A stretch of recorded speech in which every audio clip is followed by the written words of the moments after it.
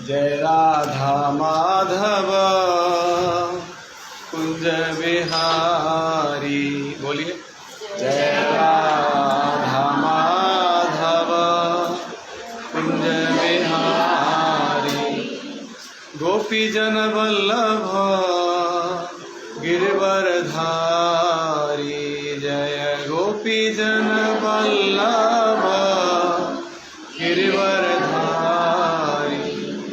यशोदानंदन ब्रज जन रंजन। यशोदानंदन ब्रज यशोदानंदन ब्रज जन रंजन। यशोदानंदन ब्रज यमुना तीर बनचारी। यमुना तीर बनचारी। जय राधा माधव कुंज बिहारी। जय राधा माधव हरे कृष्ण कृष्ण कृष्ण हरे हरे हरे राम राम राम हरे हरे। मेरे बाद में अभी गाइए हरे कृष्ण कृष्ण कृष्ण हरे हरे हरे राम। एक बार मैं गाऊं एक बार आप। हरे कृष्ण कृष्ण कृष्ण हरे हरे हरे राम राम राम हरे हरे हरे कृष्ण। ट्राई करिए कृष्ण कृष्ण हरे हरे हरे राम हरे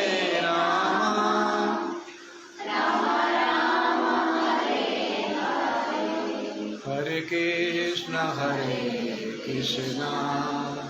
कृष्ण कृष्ण हरे हरे हरे राम राम राम हरे हरे हरे कृष्ण कृष्ण हरे हरे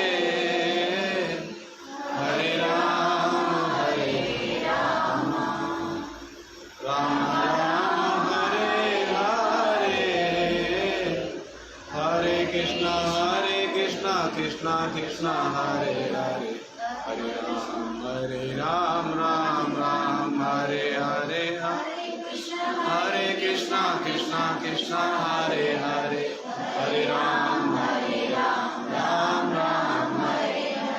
हरे कृष्ण कृष्ण कृष्ण हरे हरे हरे राम राम हरे हरे हरे कृष्ण कृष्ण कृष्ण हरे हरे राम राम हरे कृष्ण कृष्ण कृष्ण हरे हरे हरे राम राम राम हरे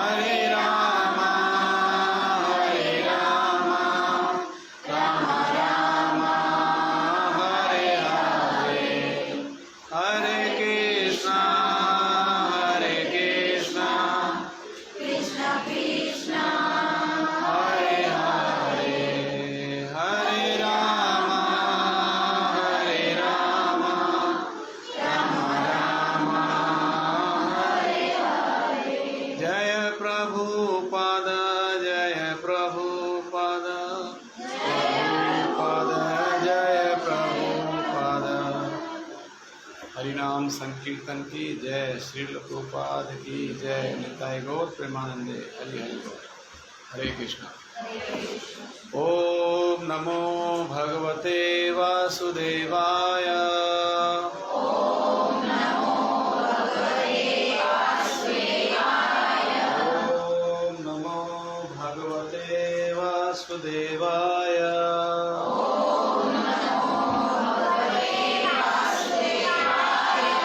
ओम नमो भगवते वासुदेवाय।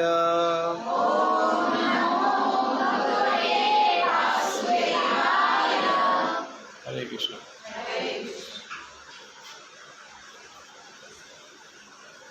तो आज हम चर्चा करते हैं डीलिंग विद एनिमी। एनिमी बोलते हैं ना ईर्ष्या। ईर्ष्या से कैसे निपटना चाहिए, भगवत गीता क्या कहती है उसके विषय में, उस पर चर्चा करते हैं। अध्याय 12 श्लोक संख्या 13 और 14।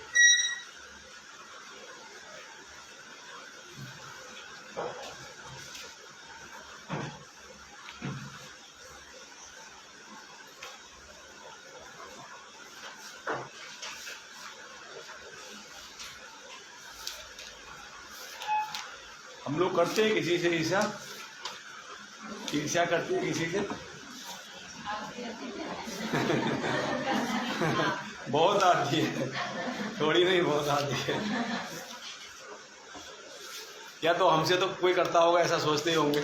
ये तो सोचते ना हमसे कोई ईर्ष्या करता है, वो हमसे बहुत ईर्ष्या करता है। ये भी एक प्रकार की ईर्ष्या ही है, दूसरे के प्रति ऐसा मनोभाव लाना। ईर्ष्या ये बड़ा गहन सब्जेक्ट है, बड़ा जटिल सब्जेक्ट है। ईर्ष्या ये बहुत जल्दी जाता नहीं हमारे अंदर से। क्यों नहीं जाता है? क्योंकि ये हमने यहीं अडॉप्ट नहीं किया है, इसी बर्थ में, इसी जन्म में अडॉप्ट नहीं किया है। हमारे अनेक जन्मों से हमने इसको संचित किया है। इतना कूट कूट का भर गया है हमारे अंदर, इसको निकालते निकालते में बहुत समय लग रहा है। तो ईर्ष्या ऐसा है। तो 12 में चैप्टर 12 और श्लोक संख्या 13 और 14, इसमें भगवान कह रहे हैं अद्वेष्टा, बोलिए, सर्वभूतानां मैत्र करुणा एव च निर्ममो निरहंकार समदुख सुख क्षमी।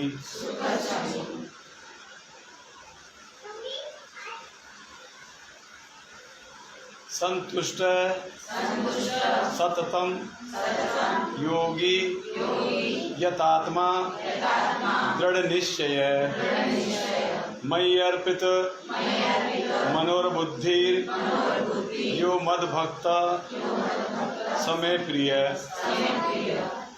भगवान बता रहे हैं कि ये जो है द्वेष, इसको छोड़ना पड़ेगा आपको।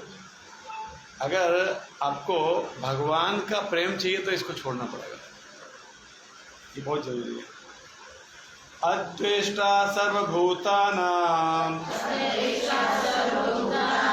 मैत्र करुण एव च निर्ममो निरंकारा समदुख सुख क्षमी। संतुष्ट सततम योगी यतात्मा दृढ़ निश्चय मयि अर्पित मनोर्बुद्ध्यो मद्भक्त सम प्रिय। अब देखिए अनुवाद में भगवान कहते हैं जो किसी से द्वेष नहीं करता, किसी से द्वेष नहीं करता, लेकिन सभी जीवों की का दयालु मित्र है, जो अपने को स्वामी नहीं मानता और मिथ्या अहंकार से मुक्त है, जो सुख दुख में संभाव रहता है, सहिष्णु है, सदैव आत्मतुष्ट रहता है, आत्म संयमी है, तथा जो निश्चय के साथ मुझ में मन तथा बुद्धि को स्थिर करके भक्ति में लगा रहता है, ऐसा भक्त मुझे अत्यंत प्रिय है। भगवान बता रहे हैं वो डिवोटी, वो भक्त मुझे अत्यंत प्रिय है। थोड़ा बहुत नहीं, अत्यंत, बहुत अधिक प्रिय है। कौन सा? जिसमें ये गुण है। अद्वेष्टा, ईर्ष्या विहीन। सबसे पहले अद्वेष्टा।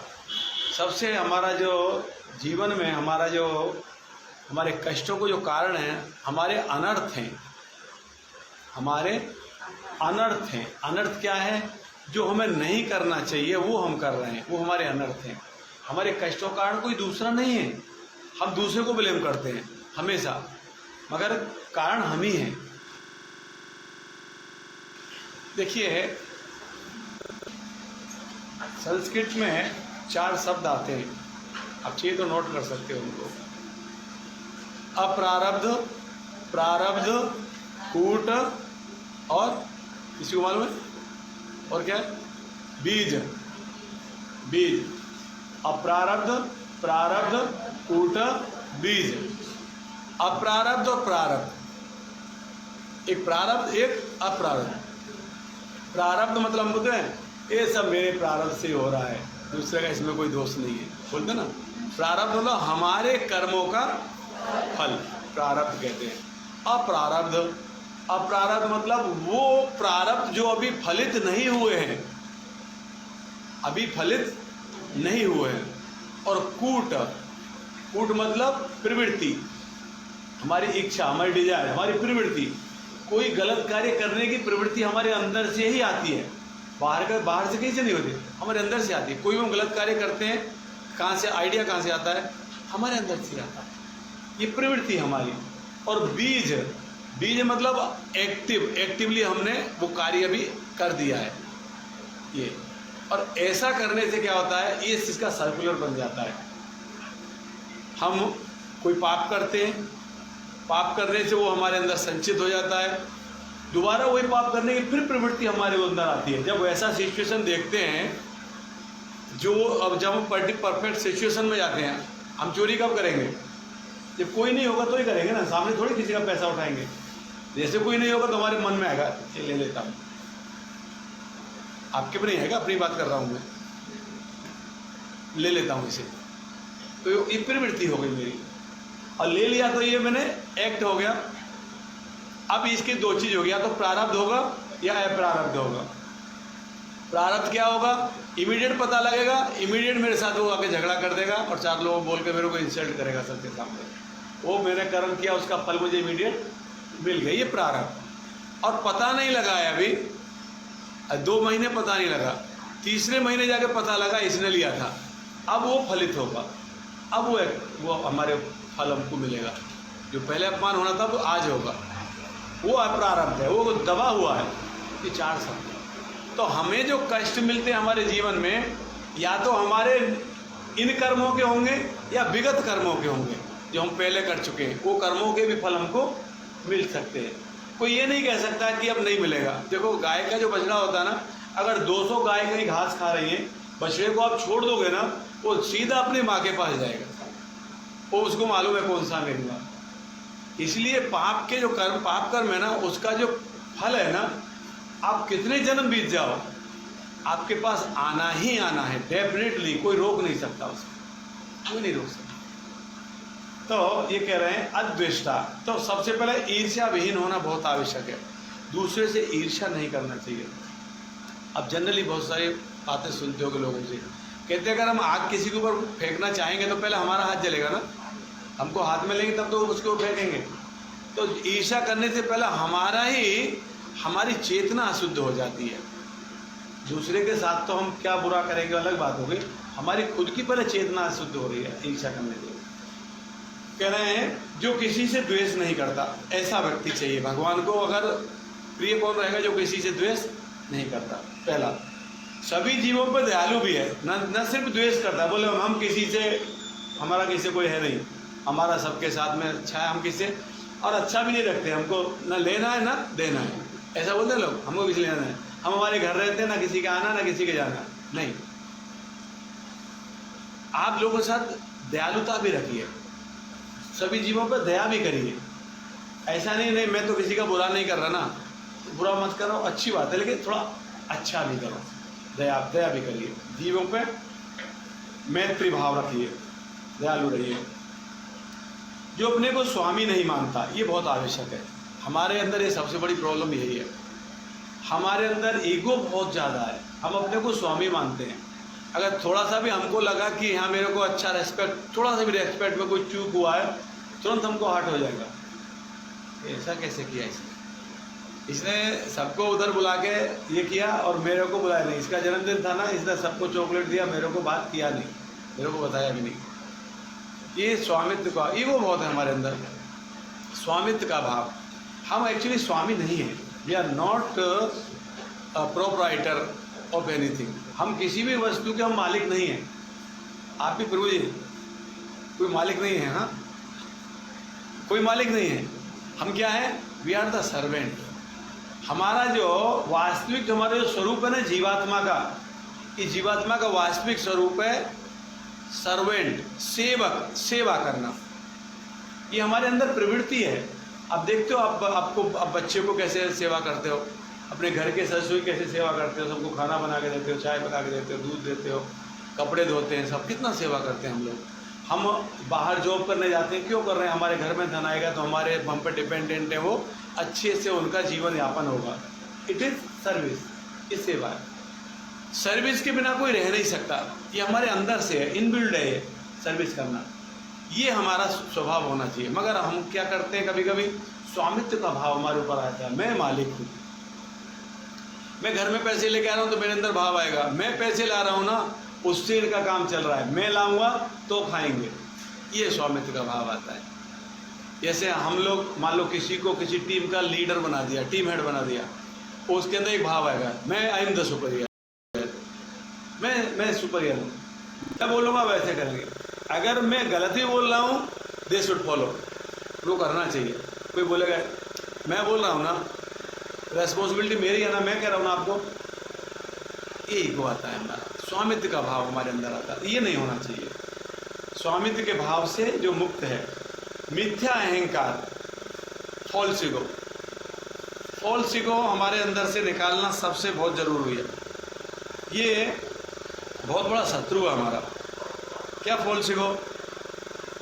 मैं बीटेक हूँ, मैं एमटेक हूँ, मैं क्षत्रिय हूँ, मैं ब्राह्मण हूँ, मैं ग्रेजुएट हूँ, है ना, मैं बहुत स्मार्ट हूँ, मैं बहुत हेल्थी हूँ, है ना, मैं बहुत धनी हूँ, मेरी फैमिली बहुत रिच है, मेरे पेरेंट्स बहुत पढ़े लिखे हैं, हम बहुत अच्छी फैमिली से बिलोंग करते हैं, हमारा नेटिव बहुत अच्छा है।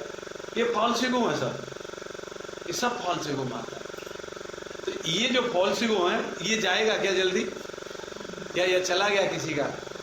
मुझे तो नहीं लगा, मेरा तो नहीं गया है, नहीं गया है। मैं तो अभी कथा कर रहा हूँ तो बोल रहा हूँ, देखो मैं कथा कर रहा हूँ, सब सुन रहे हैं कि मेरा फॉल्स ईगो है ना। फॉल्स ईगो जाता नहीं है जल्दी, ये जाना बहुत ज़रूरी है। अब भगवान ने इतनी सारी चीज़ें, अगर हम एक भी छोड़ देंगे तो भगवान हमको दे विल कैच अस, पकड़ लेंगे। हाँ कुछ कर रहा है, ही इज ट्राइंग, एक कोशिश कर रहा है।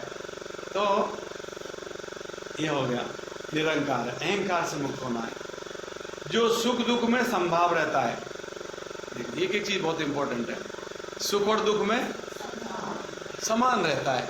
सुख आएगा, क्या सोचता है वो, मैं इस योग्य नहीं हूँ। डिवोटी का बता रहा हूँ, डिवोटी क्या मनोभाव रहता है, मैं इस योग्य नहीं हूँ, ये तो भगवान की कृपा है जो मुझे इतना दे रहे हैं, मैं इस योग्य नहीं, ये मनोभाव सोचता है। देखो हमारे सिलवास से कुछ भक्त भी जुड़े हुए हैं, आपको बता देता हूँ। हमारा जूम मीटिंग का टाइम रहता है, जूम पे क्लास होती है, कुछ वक्त जूम का क्लास। तो ओंकार विद्या मंदिर स्कूल के टीचर्स हैं सब, आज स्कूल बंद है तो सब लोग टीचर्स के लिए गीता क्लास हो रहा है। तो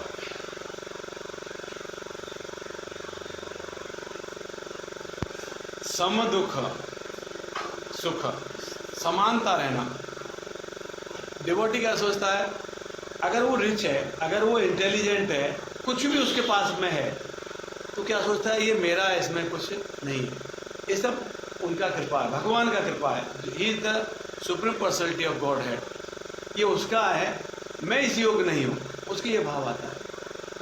और जो डिवोटी नहीं है हमारे जैसा, क्या सोचेगा, देखा मैं कर दिया सब, इतना बड़ा एम्पायर कौन खड़ा किया, सब मैंने किया। मैं गांव से आया था, कितना लेके आया था, 4000 5000, मेरा भी यही हाल है, मेरा भी समझ सकता हूँ। मैं सिलवास आया तो 3000 रुपये लेके आया था एमपी से, एमपी में था मैं, एमपी में जॉब छोड़ के यहाँ आया था, 3000 रुपये लेके आया था। और वासोना सिलवासा में मेरे को टेक्सटाइल इंडस्ट्री में जॉब मिला था, वहाँ से यहाँ शिफ्ट हुआ था। 3000, मैं कैसा हूँ, मैं 3000 रुपये लेके आया था, आज मेरे पास देखिए कितना है, मैं बोल सकता हूँ। ये यही हुआ, समय दुख है। तो समय समान रहना हमें, सुख में भी और दुख में भी। सुख आ रहा है तो वो दे रहे हैं, मैं इस योग्य नहीं। दुख आ रहा है तो बहुत आना चाहिए था मुझे, तो मैंने जो किया है ना, ये तो कुछ नहीं है उसके सामने।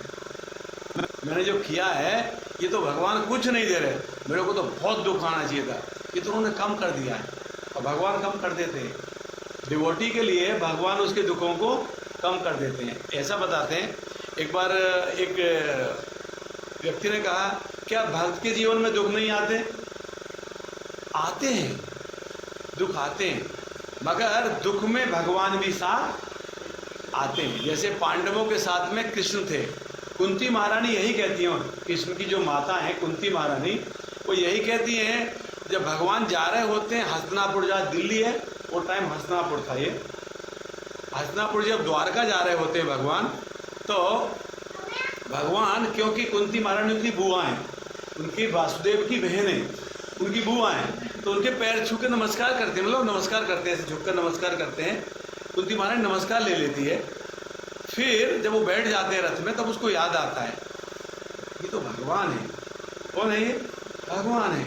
ये अभी जा रहे हैं, तो रोने लगती है, रोते हुए उनके रथ के पहिए को ऐसे पकड़ लेती है। कह रहे हैं हमें सुख नहीं चाहिए, हमको सुख नहीं चाहिए, हमको दुख चाहिए, क्योंकि दुख रहेगा तो आप हमारे साथ में रहोगे। क्योंकि सुख आ गया, अभी युधिष्ठिर राजा बन गए, ये लोग जीत गए, पूरा एम्पायर इनका हो गया, अब भगवान की वहाँ जरूरत नहीं है। तो कुंती महारानी रो रही है, नहीं नहीं, हमें ये सब सुख नहीं चाहिए, हमें कौन चाहिए? आप चाहिए। दुख आएगा तो आप साथ में आ जाओगे। तो सुख जब आता है तो सोचिए भगवान दे रहे हैं, और दुख आता है तो सोचिए तो कुछ नहीं मिला मुझे, बहुत मिलना चाहिए था, मैंने जो कर्म किए ना, मैंने कोई अच्छा नहीं किया है। अब देखिए हम लोग अब याद करें तो हमने क्या अच्छा किया, किसके साथ अच्छा किया हमने, और किसके साथ बुरा किया हमको याद नहीं है, मतलब हमने बहुतों के साथ बुरा किया होगा अपने जीवन में।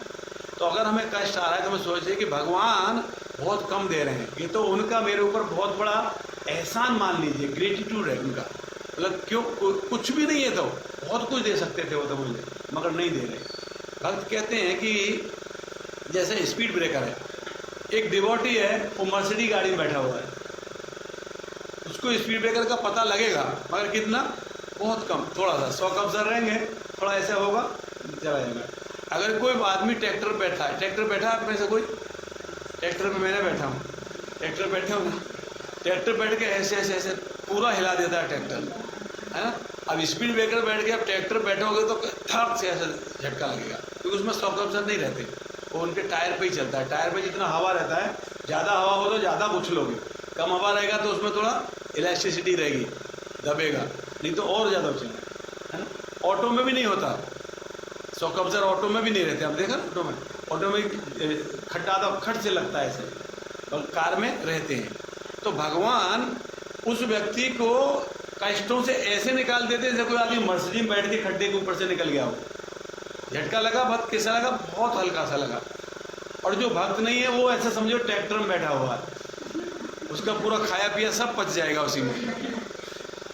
तो भक्त के जीवन में कष्ट आते हैं, मगर वो कुछ सह लेता है, सबका सहन करने की शक्ति भी उसको भगवान दे देते हैं। तो सम दुख है, दुख सुख में समान रहना चाहिए, ये एक गुण है। और क्षमी, क्या कहते हैं? क्षमी मतलब सहिष्णु, क्षमा कर देना, ये बहुत मुश्किल है। देखिए भागवतम हमारे ग्रंथों में एक एक चीज़ इतना अच्छे से बताया गया है। प्रहलाद महाराज, आपने सुना होगा, नरसिंहदेव भगवान जो प्रकट हुए थे, प्रहलाद महाराज की रक्षा के लिए प्रकट हुए थे। उनके पिता का नाम था हिरण्यकश्यप। हिरण्यकश्यप इतना बड़ा असुर था कि उससे देवता लोग भी डरते थे। अगर हिरण्यकश्यप बाहर निकल के ऐसे देख दिया सूर्य का, तो सूर्य अपना टेम्परेचर कम कर देते थे, ज़्यादा हो गया क्या, गुस्सा हो जाएंगे, हिरण्यकश्यप गुस्सा हो जाएंगे, मेरा टेम्परेचर ज़्यादा हो, थोड़ा कम कर दो, गर्मी कम कर देते। देवता लोग भी भयभीत होते थे। ऐसे हिरण्यकश्यप को मारने के लिए नरसिंह भगवान प्रकट हुए। उन्हीं के जो जिनके लिए आए थे प्रहलाद महाराज थे, भगवान के भक्त थे, विष्णु के भक्त प्रहलाद महाराज। प्रहलाद महाराज इतने सहिष्णु थे कि जब भगवान ने हिरण्यकश्यप को मार दिया था, प्रहलाद महाराज भगवान को कह रहे थे, प्रहलाद मांगो तुमको क्या चाहिए। तो प्रहलाद महाराज कह रहे थे मुझे कुछ नहीं चाहिए, मैं ऐसे ही असुर कुल में पैदा हुआ हूँ और असुर लोगों को तो भोग विलास की बहुत प्रवृत्ति होती है, मुझे और आप ललचाइए मत कुछ देने के लिए। अगर आप कुछ देना ही चाहते हैं तो मेरे पिताजी का उद्धार कर दीजिए। अब देखिए ये भक्त का भाव है, मनोदशा है। उस पिताजी का उद्धार करने के लिए प्रार्थना कर रहा है भगवान से, जो पिताजी ने प्रहलाद के साथ में कोई कसर नहीं छोड़ी। आपने देखा होगा उसकी बहन, उसकी हिरण्यकश्यप की बहन यानी प्रहलाद की बुआ उसको आग में लेके बैठी थी, जो होलिका दहन होता है। सांपों के आगे उसको डाल दिया था, ये हिरण्यकश्यप नहीं किया। हाथियों के नीचे डाला था कुचलने के लिए, पहाड़ से फेंक दिया था, विष दिया था, क्या क्या नहीं किया हिरण्यकश्यप ने अपने ही पुत्र को मारने के लिए। ये सब प्रहलाद भूल गए थे क्या? नहीं भूले थे। मगर प्रहलाद क्या कह रहे हैं, अगर आप कुछ देना चाहते हो मुझे तो मेरे पिताजी का उद्धार कर दीजिए, ये दीजिए। ये हम कर सकते हैं क्या? अगर हमारे साथ किसी ने बुरा किया है और हमें पता है कि इसके साथ बुरा होने जा रहा है, हम जाके उसको आगाह करेंगे क्या? थोड़ा अलर्ट रहना, ऐसा हो सकता है तेरे साथ। हम तो बोलेंगे कब होएगा मैं देखूंगा। क्या सोचेंगे कब होता है इसके साथ में देखूंगा, पता होगा तो भी नहीं बताएंगे, है कि नहीं? तो ये हमारा है। तो सहिष्णु हमारा एक, हम लोग सुबह प्रार्थना करते हैं उसमें एक श्लोक आता है, तृणादपि सुनीचेन तरोरपि सहिष्णुना अमानिना मानदेन कीर्तनीय सदा हरि। क्या कहते हैं? तृणादपि सुनीचेन, तृणादपि, तृण मतलब घास, घास के तिनका के जैसे हमको नम्र रहना चाहिए। हम लोग घास के ऊपर पैर रख के जाते हैं, कोई प्रतिक्रिया नहीं देता है, वो दब जाता है, आप दबाएंगे दब जाएगा, चले जाओगे वापस खड़ा हो जाएगा। ऐसा तृण के जैसे नम्र होना चाहिए, हम्बल होना चाहिए हमको।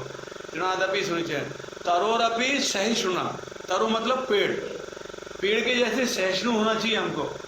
पेड़ कितना सहन करता है, जो व्यक्ति उसको काटने जा रहा है, काटने तक उसकी छाया में बैठा रहेगा, छाया, उसकी छाया में बैठ के उसको काटेगा, और काटने के बाद भी उसकी लकड़ी को सब जगह यूज मिलेगा। हम पत्थर मारते हो फल देता है। पेड़ बहुत सहिष्णु है, उससे सीखना चाहिए, प्रकृति है। तृणो सहिष्णु, अमानना मान देना, अमानना, अमान मतलब हमको दूसरों से सम्मान पाने की इच्छा नहीं रखनी चाहिए। हम लोग हमेशा सोचते हैं कि he will respect me, she will respect मी, हम ऐसा सोचते हैं, ये हमारी इच्छा नहीं होनी चाहिए। अमानना, हमको दूसरे सम्मान की इच्छा नहीं होनी, मान देना, दूसरों को मान देना चाहिए, दूसरों को सम्मान देना चाहिए, दूसरों की सम्मान करना चाहिए। कीर्तनीय सदा हरि, वही व्यक्ति भगवान का कंटिन्यू सतत कीर्तन कर सकता है, भगवान को याद कर सकता है, स्मरण कर सकता है, भक्ति कर सकता है, सत्वगुण में रह सकता है। कौन? जो व्यक्ति दूसरों से सम्मान की इच्छा नहीं रखता और अपनी तरफ से सबको सम्मान देता है, वही व्यक्ति भगवान की भक्ति कर सकता है, ये ऐसा कहते हैं। तो क्षमी आगे बताते हैं, संतुष्ट, प्रसन्न और तुष्ट। संतुष्ट है, आत्मतुष्ट रहता है, जो जितना है उसमें खुश रहता है। तो कोई कहेगा प्रभु जी फिर तो कोई आदमी अच्छे के लिए प्रयास ही नहीं करेगा, फिर तो किसी को अहम ही नहीं रहेगा, फिर तो जो मिल रहा है रोटी, 2 रोटी मिल रही है उसी खा के सोता रहेगा, फिर तो ज़्यादा आगे बढ़ना नहीं चाहेगा। ये तो सही नहीं है, फिर हमारा विकास कैसे, डेवलपमेंट कैसे होगा? नहीं। आत्मतुष्ट का मतलब यह है आपको प्रयास तो करना है। भगवान ने अर्जुन को भी कहा था कि तुमको कर्म तो करना है। भगवान ने मना किया था कि अर्जुन तो बोल रहा था ना, मैं तो जाके जंगल में भीख मांग के खा लूँगा, मुझे कुछ नहीं चाहिए, बोल रहा था ना अर्जुन। भगवान ने क्या बोला? No, it is your duty, being a kshatriya आपकी ड्यूटी है। तो ऐसे ही कोई ये नहीं कह सकता कि मैं तो संतुष्ट रहूँगा, घर में बैठा रहूँगा, नौकरी करने नहीं जाऊँगा। नहीं, इट इज़ योर ड्यूटी।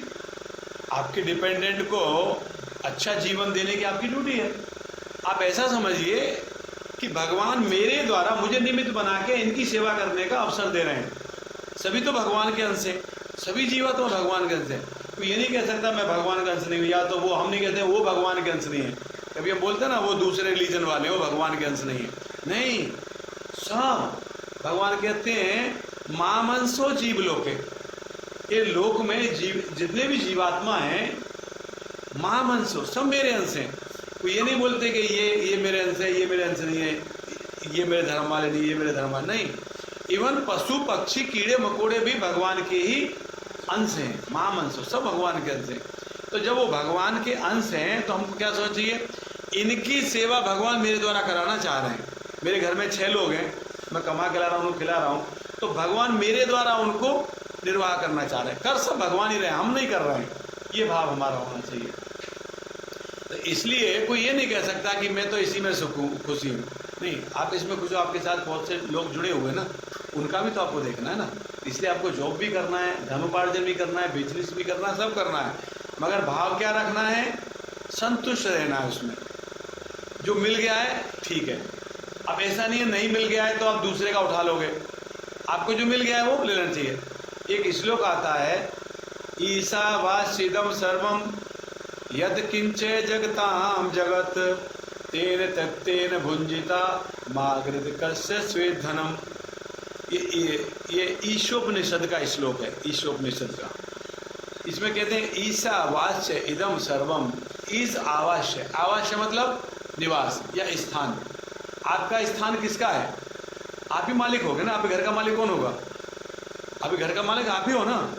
ईश आवास्य, ये यद जगताम जगत, ये जो पूरा जगत है ये ईश आवास्य, ये भगवान का घर है, भगवान की संपत्ति है, भगवान की प्रॉपर्टी है। सब कुछ जो हम देख रहे हैं, पूरा जगत, यद जगताम जगत, पूरा जगत, जितना दृश्य जगत है सब क्या है, ईशावास इदम, इदम मतलब यह, सर्व मतलब सब, ये सब भगवान का आवास है। यद त्यक्तेन भुंजिता, भुंजिता मतलब स्वीकार करना, आपको उतना ही स्वीकार करना है इसमें से जितना आपके लिए आवश्यक है। जितना आपको चाहिए आपको इतना ही लेना है। नदी में बहुत जल बह के जा रहा है, आपको कितना लेना है, जितना आपको आवश्यकता उतना ले लीजिए, बाकी आप छोड़ दीजिए, दूसरे किसी के भाग का होगा। जितना आपके लिए निर्धारित किया भगवान ने उतना ही आपको लेना है, दूसरे का लेना नहीं है। तो आपको जो मिलना होगा वो आपकी प्रवृत्ति के अनुसार भगवान आपको दे देंगे। अब आप उस दूसरे का छीनने का सोचना लेना एक ट्राई मत करिए। तो ये इस प्रकार से तो संतुष्ट होना चाहिए अपने में, ठीक है, संतुष्ट है, आत्म संयमी है, आत्म संयमी है। और तथा जो निश्चय के साथ मुझ में मन तथा बुद्धि को स्थिर करके, निश्चय के साथ उसको ये मालूम होना चाहिए कि अवश्य राघव कृष्ण, एक संस्कृत शब्द है अवश्य राघव कृष्ण, कृष्ण मेरी हमेशा रक्षा करेंगे, ये उसके मन में होना चाहिए, अवश्य राघव कृष्ण। तो अगर ये सोच के निश्चित रूप से जो मन बुद्धि को स्थिर रखे, मतलब विचलित नहीं होना। कई लोग ऐसा होते हैं, जैसे एक डॉक्टर को दिखाया, 3 दिन दवा खाया, चौथे दिन बुखार आ गया, डॉक्टर को चेंज कर देंगे, तो फायदा नहीं कर रहा। हो सकता है कि अभी फायदा कर रहा है, अब वो देखिए कोई चीज़ नीचे है, ऊपर आते आते समय लगेगा ना। नीचे आपने बीज बोया है, अब रोज़ पानी डाल रहे हो, मगर अभी उगा नहीं था, आप क्या सोचोगे कल से पानी डालना बंद कर देता हूँ, तो वो उगेगा नहीं शायद। वो ऊपर आ गया है और 1 दिन के बाद वो निकलेगा, आपको 2 पत्ते दिखाई देंगे उसमें, मगर आपने उसको सींचना भी बंद कर दिया। हम लोग ऐसे ही करते हैं, 3 दिन डॉक्टर से दवा लिया, अभी हमको वापस 14 दिन बुखार आ गया तो कोई फ़ायदा नहीं हो रहा है, जबकि वो लास्ट दिन था बुखार का, उसके बाद बुखार आना नहीं था। एक साथ कुछ ठीक नहीं होता ना, सब चीज़ धीरे धीरे होती है ना, इस प्रकार से। तो दृढ़ निश्चय के साथ लोग भक्ति भी करते हैं ना, तो भगवान को चेंज कर देते हैं, ये फ़ायदा नहीं कर रहे, दूसरे भगवान की पूजा करता हूँ। पहले 16 सोमवार रहते थे ना, वो फ़ायदा नहीं हुआ, अभी मैंने वो लक्ष्मी वैभव पूजन शुरू किया है, वो फ़ायदा करेगा। तो विश्वास नहीं है हमें, विश्वास हमारे अंदर होना पहले बहुत ज़रूरी है, इस प्रकार सब है ना। इसके लिए क्या बोला, दृढ़ निश्चय है, निश्चय दृढ़। मई अर्पित मनोबुद्धि, मई अर्पित मतलब मुझ में अर्पित कर देना अपने मन को, अपने आइडियाज, अपने आइडियोलॉजी, अपने विचार कहाँ लगा देने, भगवान में लगा देने। मन और बुद्धि भी कहाँ लगा देनी है, इंटेलिजेंट अपनी भगवान में लगानी है। और जो ऐसा लगा देगा, मद भक्ता समय प्रिय, ऐसा मेरा भक्त मुझे बहुत प्रिय है। अब भगवान का अगर प्रिय बनना है किसी को, तो इतने सारे गुण आपको लाने पड़ेंगे, और आ जाएंगे, मगर प्रयास करेंगे तो ज़रूर आ जाएंगे। कितना समय है हमारे पास, कथा करने के लिए। हाँ 15-20 मिनट रखें और चलेगा, 50 मिनट और बोल है ना। तो अभी 8:15 हो रहा है, 8:30 बजे तक आते हैं। ठीक है, अभी देखिए हमारे संस्था के संस्थापक आचार्य इसके विषय में क्या कहते हैं। शुद्ध भक्ति पर पुनः आकर भगवान इन दोनों श्लोकों में शुद्ध भक्त के दिव्य गुणों का वर्णन कर रहे हैं। शुद्ध भक्त किसी भी परिस्थिति में विचलित नहीं होता, न ही वह किसी के प्रति ईर्ष्यालु होता है। तो भगवान बता रहे हैं शुद्ध भक्ति क्या है। भक्ति हम लोग सब करते हैं, वो मिश्रित भक्ति है। शुद्ध भक्ति क्या है? शुद्ध भक्ति यही है जो व्यक्ति इन गुणों को अर्जित करेगा, भगवान के बताए हुए इन बातों पर चलेगा, ये शुद्ध भक्ति कही जाएगी। जो किसी से ईर्ष्या नहीं करेगा, सबके प्रति प्रेम रखेगा, दयालुता रखेगा, न वह अपने शत्रु का शत्रु बनता है। जो शुद्ध भक्त होता है वो अपने शत्रु का भी शत्रु नहीं बनता है। उसके साथ कोई शत्रुता कर रहा है ना, वो उसके साथ मित्रवत व्यवहार करता है, शत्रुता नहीं रखता है। वह तो सोचता है कि यह व्यक्ति मेरे विगत दुष्कर्मों के कारण मेरा शत्रु बना हुआ है। वो क्या सोचता है, ये जो मेरा शत्रु बना है ना, ये पहले मेरे विगत कर्मों के पास्ट में जो मैंने किया है उसकी वजह से आज ये मेरा शत्रु है। और बल्कि ये तो मेरे लिए अच्छा कर रहा है। कैसे अच्छा कर रहा है? क्योंकि जो मैंने कर्म किया था ना, उसका फल मैं अभी भोग लेता हूँ, तो मेरा अकाउंट क्लियर हो जाएगा। ये अगर मुझे अपमान कर रहा है ना, तो इसका तो मुझे धन्यवाद बोलना चाहिए, क्योंकि मैंने भविष्य पहले पास्ट में किसी को अपमानित किया होगा, वो आज मेरे पास वापस लौट के आ गया है और इसके द्वारा आया है। तो इसका गलती नहीं है, मैं करके आया हूँ, वही मुझे वापस रिटर्न मिल रहा है, उसको धन्यवाद देना चाहिए। अब कितने लोग आप में धन्यवाद दे देंगे इसको? अगर कोई आपको गाली देगा तो आप धन्यवाद कितने लोग दोगे? कोई नहीं देगा। हम तो और उससे बड़ी बड़ी गाली ढूंढेंगे, और क्या बोल सकता हूँ इसके लिए, है ना? है? ये भाव हमारा होना चाहिए। शत्रु के साथ में मित्रता का व्यवहार का मतलब है जो हमें कष्ट दे रहा है, हम उसके प्रति सद्भावना रख रहे हैं। क्या ऐसे पॉसिबल है क्या? किसी बोलोगे क्या बात कर रहे हो, ऐसा कौन करेगा? कोई पागल ही होगा जो ऐसा करेगा। हम तो देंगे कान के नीचे, बजा देंगे, बोलेगा ना, मगर कौन करेगा? जो भक्ति करेगा, जो भक्त होगा वो उसका व्यवहार होगा, जो ये समझेगा, शास्त्रों को समझेगा, वो समझ जाएगा कि इसका गलती नहीं है, इसके द्वारा मिल रहा है मेरे को, मैंने किया है वही मुझे मिलेगा ना, इसके द्वारा मिल रहा है। ये तो सिर्फ निमित्त मात्र है मुझे अपमानित करने के लिए। मैंने पास्ट में किसी को अपमानित किया है, आज मुझे इसलिए अपमानित होना पड़ रहा है। ये व्यक्ति जो सोचेगा तो वो उसके साथ झगड़ा करेगा क्या? फिर नहीं करेगा झगड़ा। और झगड़ा नहीं करेगा तो क्या होगा? मित्रवत व्यवहार होगा। वो जो व्यक्ति उसको अपमानित कर रहा है वो भी सोचेगा बैठ के, कैसा आदमी, कुछ नहीं बोला मेरे को कुछ नहीं बोला। एक बार वशिष्ठ मुनि और विश्वामित्र, उनका दोनों का 36 का आंकड़ा था, दोनों का। विश्वामित्र एक बार सोचने लगे कि आज मैं वशिष्ठ मुनि को खत्म ही कर दूंगा, मार ही दूंगा। उनको बताया था ब्रह्मा जी ने विश्वामित्र को कि जिस दिन वशिष्ठ मुनि तुमको ब्रह्म ऋषि कहेंगे, उस दिन से तुम ब्रह्म ऋषि हो जाओगे। ब्रह्म ऋषि मतलब ऋषियों में महान नहीं, तुम ब्रह्म ऋषि तब कहलाओगे जिस दिन वशिष्ठ मुनि तुमको ब्रह्म ऋषि बोल देंगे। विश्वामित्र का यही था कि ये मेरे को मेरी मतलब ग्लोरिफिकेशन क्यों नहीं करता, मेरी बढ़ाई क्यों नहीं करता, मेरा गुणगान क्यों नहीं करता। ये गुणगान करेगा तो लोग एक्सेप्ट करेंगे मुझे, मैं महान ऋषि हूँ। तो इसलिए उनका ऐसे हो गया। एक दिन उन्होंने सोचा कि आज इसको निपटा ही देता हूँ, तलवार लेके चले गए उनके आश्रम पर और छिप गए। वो दिन क्या रात थी, चांदनी, पूर्णिमा की, फुल चांद निकला हुआ था, वो छुपे हुए थे। तो उनकी वशिष्ठ जी की पत्नी ने कहा, जो ऋषि थी उनकी पत्नी ने, कि देखिए आज का वातावरण कितना सौम्य है, कितना अच्छा है, आज फुल चंद्रमा है और चांदनी कितनी शीतल है, कितना अच्छा वातावरण है, प्रकृति कितना अच्छा लग रहा है। तो वशिष्ठ मुनि क्या बोले, हाँ सही में आज चांद बहुत सौम्य है, बहुत अच्छा है, शीतलता प्रदान कर रहा है। इस प्रकार से इसका तेज प्रकाशित हो रहा है, जैसे विश्वामित्र मुनि का तेज। जैसे विश्वामित्र मुनि का ब्रह्म तेज, वो ब्रह्म ऋषि है विश्वामित्र मुनि, उनका जैसे ब्रह्म तेज चमकता है ऐसा आज चंद्रमा चमक रहा है। और वो पीछे बैठ के सुन रहे थे, वो तो मौखिक तलाश में थे मारना है इनको। बोले अरे मेरी तुलना इस चंद्रमा से मेरी तुलना कर रहे हैं, क्या भाव है इनके मेरे प्रति, कितना सम्मान दे रहे हैं, कितना सम्मान दे रहे हैं मुझे। तब विश्वामित्र एकदम पानी से पानी गिर गया और ऊपर एकदम, उनका तो जो वही बदल गया, उनका जो मूड लेके आए थे, वो जो सोच के आए थे, विचार करके आए थे, तुरंत सामने गए उनको, तुरंत जाकर उनको प्रणाम किया, दंडवत किया। अरे बोले आप यहाँ कहाँ से आ गए? तब उन्होंने बताया मैं बड़े दुर्भावना से आया था, मगर मैं जानता नहीं था आपके विषय में, आप मेरे प्रति ऐसे भाव रखते हो। तो वो व्यक्ति क्या सोचेगा, जिसको हम क्षमा कर रहे हैं, वो सोचेगा क्या आदमी है, मैं क्या नहीं कर रहा हूँ उसके लिए और वो क्या दे रहा है मुझे।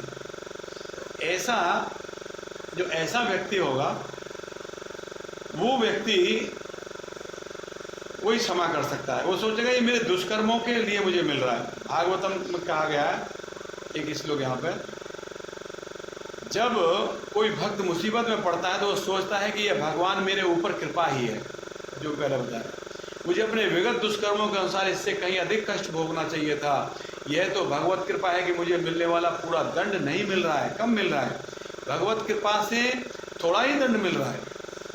अतः अनेक कष्टपूर्ण परिस्थितियों में मैं यह सदैव शांत तथा धीर बना रहता है।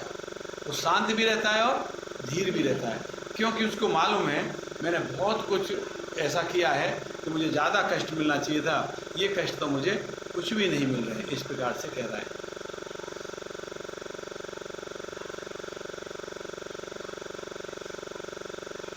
और आगे कहते हैं कि अतएव अनेक परिस्थितियों में धीरे धान भक्त सदैव प्रत्येक प्राणी पर, यहाँ तक कि अपने शत्रु पर भी दयालु होता है, शत्रु के ऊपर भी दया रखता है, दयालु होता है। निर्मम का अर्थ है कि भक्त शारीरिक कष्टों की प्रधानता नहीं प्रदान करता, जो कष्ट आते हैं उनको शारीरिक कष्टों को प्रधानता नहीं देता, क्योंकि वह अच्छी तरह जानता है कि वह भौतिक शरीर नहीं है। ये एक चीज़ भक्त के अंदर रहती है।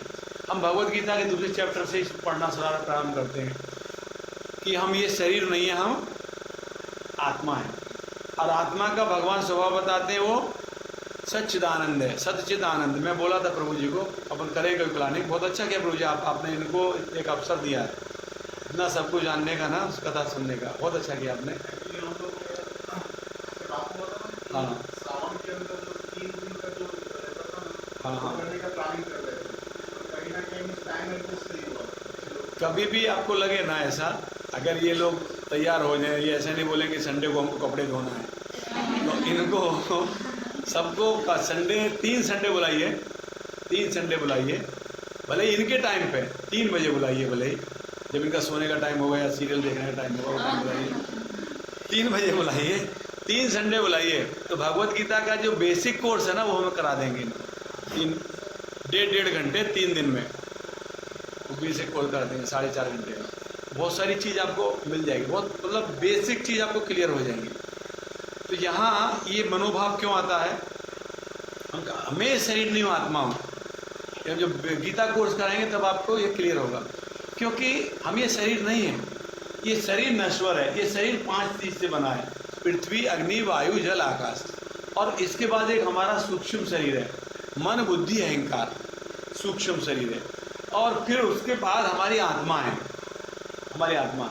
तो हमारा ये जड़ शरीर नष्ट हो जाएगा। ये देहि निस्मरता देहे कौमारम यौवनम जरा तथा देहांतर प्राप्ति धीरज तत्र न मुह्यति, भगवत गीता का श्लोक है। देहिन मतलब ये देह में रहने वाला देहिन, यानी मैं, जीवात्मा। देहिन इसमें यथा, इसमें इस प्रकार से यथा, कैसे देहिन इसमें यथा कुमारम यौवनम जरा, पहले कुमार अवस्था रहेगा, बच्चा रहेगा, फिर युवा अवस्था रहेगी, फिर जरा बुढ़ापा आएगा, फिर इसके बाद क्या होगा, तथा देहांतर प्राप्ति, देहांतर, देह का बदल जाना, देह का परिवर्तन हो जाना, देहांतर प्राप्ति, वो देहांतर हो जाएगा। धीरज तत्र न मोहयति, धीर व्यक्ति उससे मोहित नहीं होता, वो उससे bewilder नहीं होगा, उसको मालूम है it is the change of the body, body change हो रही है। इस धीरज तत्व में मोहित नहीं होता। तो हम जब हम ये जान जाएंगे कि हम ये बॉडी नहीं है, we are not this body, we are soul, हम आत्मा है, हम ये शरीर नहीं है, तब हम ये शरीर से संबंधित सुख दुख हानि लाभ मान अपमान को उतना वैल्यू नहीं देंगे। हमको मालूम है कि नोबडी कैन डिस्टर्ब मी, कोई मुझे डिस्टर्ब नहीं कर सकता। क्यों? Because I am not this body, I am the soul. मैं एक आत्मा हूँ, they can not touch me, वो मुझे छू ही नहीं सकते। मैं ऐसा चीज़ हूँ, मुझे छू ही नहीं सकते। तो ये शरीर के प्रति उसका, जो लोगों के प्रति उसका भावना और उसका एटीट्यूड, उसका भाव बदल जाएगा। इस प्रकार से ठीक है,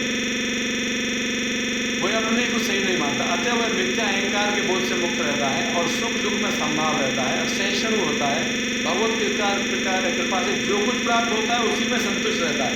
जो मिल गया संतुष्ट रहता है। बहुत मेरे को तो इतना भी नहीं मिलना चाहिए था, भगवान बहुत दे रहे हैं, जो है बहुत संतुष्ट रहेगा। वह ऐसी वस्तु को प्राप्त करने का प्रयास नहीं करता जो कठिनाई से मिले। तो ऐसा व्यक्ति जो है ना, जो है उसमें संतुष्ट रहता है। ऐसा व्यक्ति ऐसी वस्तु प्राप्त करने का प्रयास नहीं करता जो कठिनाई से मिले। कई लोग क्या है ना, कठिनाई से मिलने वाली चीज़ के लिए कुछ भी कर देते हैं, है ना। लोग मर्डर भी कर देते हैं किसी का। उनका एक टारगेट रहता है कि मुझे इतना खड़ा करना है, इतना पैसा करना है, इतना धन करना है, इतना प्रॉपर्टी करना है। उस रास्ते में जो आएगा उसको हटा देंगे, कुछ भी कर देंगे। वो ऐसा नहीं करता। अतः वह सदैव प्रसन्नचित रहता है, हमेशा आनंद में रहता है, हमेशा खुश रहता है। और वही पूर्ण योगी है, उसी को योग कहते हैं। योग मतलब क्या है? प्लस, जोड़ना। योग, हिंदी का योग शब्द का मतलब क्या है? जोड़ना। योग का मतलब ये जोड़ना। क्या जोड़ना? इस आत्मा को परमात्मा के साथ में जोड़ना, ये योग का मतलब है। मगर हम लोग योग का मतलब क्या समझते हैं? पेट कम करना है, मेरा है ना, इसको कम कर देना, पेट कम करना, हेल्थ अच्छी करना, सांस अच्छा चले, हार्ट की बीमारी नहीं हो, ब्लड प्रेशर शुगर कम हो जाए, ये हम समझते हैं। आसन प्राणायाम करके ये हम कम करना चाहते हैं। मगर योग का असली मकसद क्या है? जोड़ना, भगवान के साथ जोड़ना। क्योंकि योग करते करते हमको अपने जीवन में विरक्ति आएगी, वहाँ तक हम लोग पहुँचते ही नहीं, कोई लेके भी नहीं जाता, क्योंकि उसके पहले ही हमारा साबुन तेल सब बिक जाता है, तो हम वहाँ जाते नहीं हैं। हमको उतना ही बताते हैं, सांस लो सांस छोड़ो, सांस लो सांस छोड़ो, और उसमें में सब फेमस हो जाते हैं और हमारा सब तेल साबुन घी सब बिकने लगता है। तो हम आगे उसको बताते ही नहीं है कि योग का मतलब क्या है। योग का मतलब है, मैं आपको बताया था, अष्टांग योग कहते हैं। 8 प्रकार के इसके स्टेज हैं: यम नियम आसन प्राणायाम प्रत्याहार धारणा ध्यान समाधि। तो यम नियम क्या करना है? डू और डोंट, ये करना है, ये नहीं करना, ये यम नियम में आता है। यम नियम आसन, पोस्चर, हाउ टू सिट, है ना। यम नियम आसन। प्राणायाम, श्वास क्रिया, श्वास क्रिया पर ध्यान देने से आपका कंसंट्रेशन बढ़ता है। यम नियम आसन प्राणायाम। प्रत्याहार, इट इज़ वेरी इंपॉर्टेंट। प्रत्याहार दैट मीन्स, प्रत्य मतलब त्यागना, आहार मतलब भोजन। तो ऐसा नहीं है फिर कल से आप खाना खाना बंद कर दो। प्रत्याहार मतलब सभी इंद्रियों के आहार को त्यागना। हमारे सेंसेस है ना, आँख है, कान है, नाक है, मुंह है, त्वचा है, दैट इज 5 सेंसेस, है ना। इनके आहार, आँख का आहार क्या है? कोई बहुत सुंदर वस्तु देखना। कान का आहार क्या है? बढ़िया कोई दरबार सुनना, है ना। जीभ का आहार, मुंह का आहार क्या है? बढ़िया टेस्ट लेना। फीलिंग्स का क्या है? अच्छे बेड पर सोना, है ना। गद्दा खराब हो गया तो उसको फेंक देना, नया कुरलोल का खरीद के लेकर आना, सोए तो लगना चाहिए, ऐसा सोए। फीलिंग, टच, तो ये हमारे सेंस ग्रेटिफिकेशन है। अत्याहार, इनको परित्याग करना, छोड़ देना है। ये स्टेज आएगी ना व्यक्ति, तो कैसा हो जाएगा? विरक्त हो जाएगा, वैराग्य आ जाएगा उसमें। तो वहाँ तक कोई जाता है क्या? वहाँ तक कोई नहीं जाता। हम तो उसके पहले ही रुक जाते हैं और फिर उसको आसक्त कर देते हैं। ये हमारे घी है गाय का, इसमें आसक्त हो जाओ, ये हमारा मालिश का तेल है, इसमें आसक्त हो जाओ, ये हमारा साबुन है, इसमें आसक्त हो जाओ। उसके ऊपर हम फिर जाते नहीं है, यहाँ यहीं पर रुक जाते हैं। देख रहे हो, समझ रहे हो ना मेरा मतलब? तो योग का मतलब क्या है? भगवान के साथ जुड़ना। ये योग का असली उद्देश्य है, मकसद है, पर्पज़ है, समझ गए? तो वही असली योगी है जो भगवान से जुड़ गया है इस प्रकार से। और फिर आगे कहते हैं, कोई झूठे तर्कों से विचलित नहीं होता, क्योंकि उसे भक्ति का दृढ़ निश्चय संकल्प से कोई हटा नहीं सकता। पूर्णतः अवगत रहता है कि उसके शाश्वत प्रभु हैं, वो जानता है कृष्ण ही शाश्वत प्रभु हैं, अतएव कोई भी उसे विचलित नहीं कर सकता। इन समस्त गुणों के फलस्वरूप वह अपने मन और बुद्धि को पूर्णतः परमेश्वर पर स्थित कर देता है ना। भक्ति का ऐसा आदर्श अत्यंत दुर्लभ है। ऐसा व्यक्ति, ऐसा भक्त बहुत ही रेयर है, बहुत दुर्लभ है। लेकिन भक्त भक्ति के विधि विधानों का पालन करके उसी अवस्था में स्थित रहता है, और फिर भगवान कहते हैं ऐसा भक्त उन्हें अति प्रिय है। अगर कोई समवन विल प्रैक्टिस इट, तो वो इस चीज़ को ले सकता है, ग्रहण कर सकता है, क्योंकि भगवान उसकी कृष्ण भावना से, कार्यकलापों से सदैव प्रसन्न रहते हैं। ऐसे भक्त से भगवान हमेशा प्रसन्न रहते हैं। ठीक है, तो अभी 8:30 हो गया है। आज कुछ भक्त हमारे